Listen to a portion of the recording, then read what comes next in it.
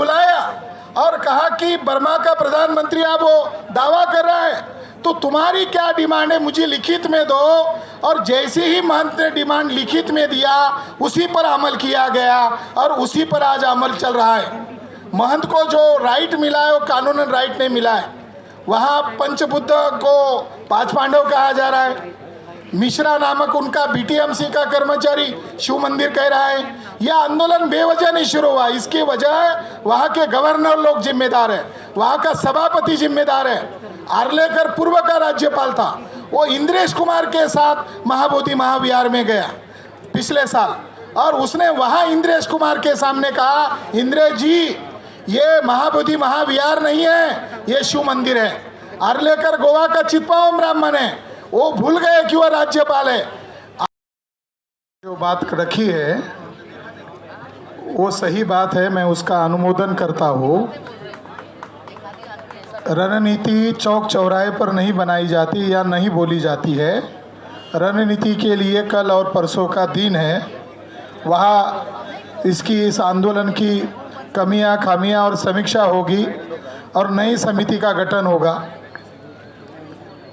महाबोधि महाविहार मुक्ति आंदोलन जो है ये भारत को बचाने का आंदोलन है। ये केवल बिहार का एक जिला है और एक जिले में एक महाविहार है, इसका आंदोलन नहीं है। दुनिया में जैसे हम जिस धरती पर रहते हैं, हमारा एक सूरज है और हमारा एक चांद है, उसी तरह दुनिया के बौद्धों के लिए एक ही बुद्ध गया है, कोई दूसरी बुद्ध गया नहीं है। और वो बोध गया बचाने के लिए यह आंदोलन चल रहा है।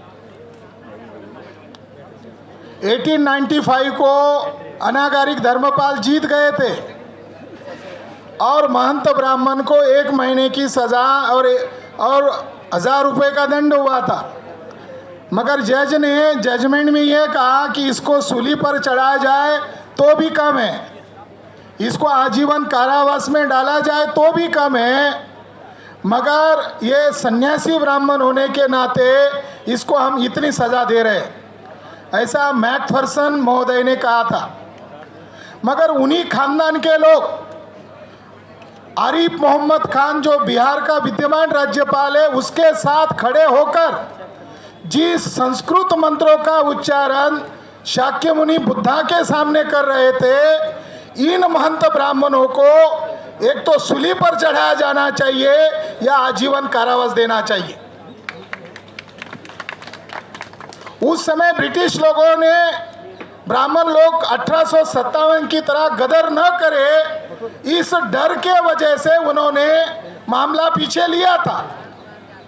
ये अगर सारी जड़ों को ढूंढा जाए तो इस जड़ की वजह है तथाकथित आज़ादी मिलने के बाद जिन गांधी और नेहरू ने वचन दिया था 1922 के कांग्रेस के अधिवेशन में कि आज़ादी मिलते ही हम बोध गया को मुक्त करेंगे, आज़ादी मिलते ही 1949 को एक्ट बनाया।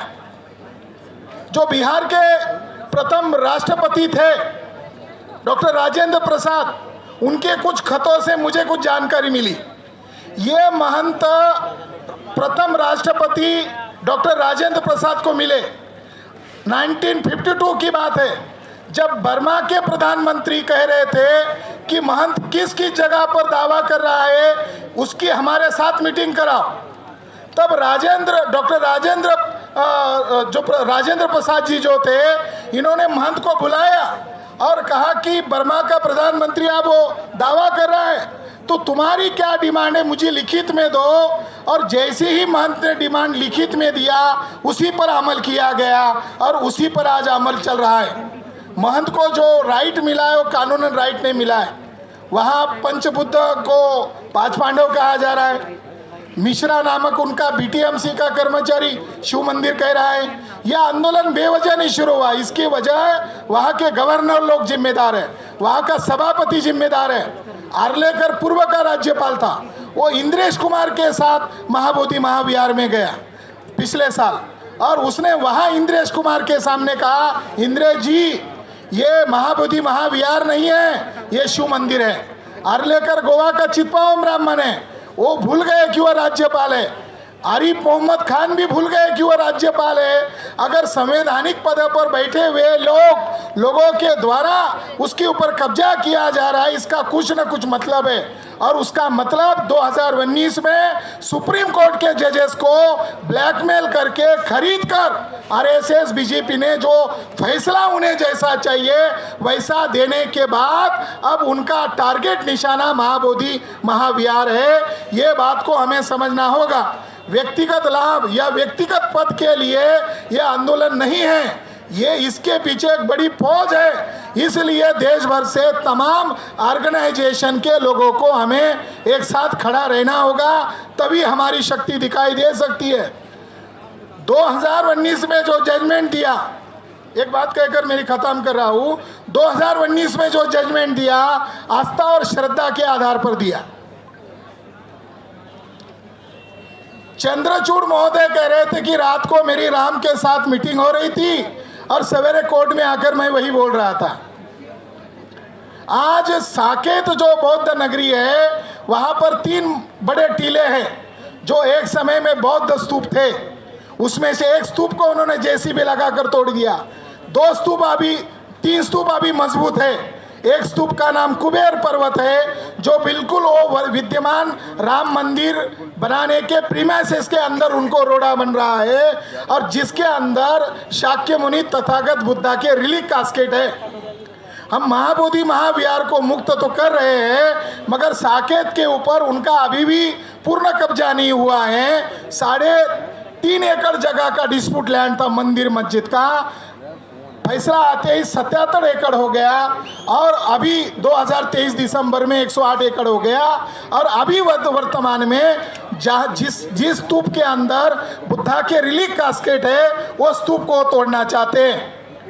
हम लोगों ने सुप्रीम कोर्ट में उस स्तूप को प्रोटेक्ट करने के लिए एक जनहित याचिका हमने दायर की है। देखते हैं वो तो रिजेक्ट करेंगे या स्वीकार करेंगे, मगर लड़ाई अलग अलग पहलुओं पर हमें लड़नी होगी। काशी मथुरा का मामला देखो, ये भी बौद्ध विहार है। उत्तर प्रदेश बिहार को प्रतिक्रांति का केंद्र बनाया जा रहा है, तो उत्तर प्रदेश और बिहार में संगठनात्मक ढांचा को मजबूत करना जरूरी है। और कल और परसों जो फैसला मीटिंग में लेकर कड़वी समीक्षा लेकर लिया जाएगा उस पर हमें अमल करना चाहिए, मगर यहाँ पर कुछ बातें नहीं बोलनी चाहिए। एक बनते थे, मैं दुसाहस करके बोल रहा हूँ, बदंत हर्षबोधि ये नितिन गडकरी को महाबोधि महाविहार के नीचे लेके गए, उनका सम्मान किया और आज कह रहे हैं कि ऐसी समिति बन जानी चाहिए। तो अपने और पराये लोगों को और घात देने वाले लोगों को भी जानना समझना जरूरी है। बनते विनयाचार्य के ऊपर वहाँ के बिहार सरकार ने केस तो डाला है, मगर उसके अंदर आकाश लामा का भी हाथ है। उसमें मुझे भी पार्टी बनाया गया है बनते विनयाचार्य के ऊपर, और मेरे ऊपर उन्होंने मुकदमा दर्ज किया है।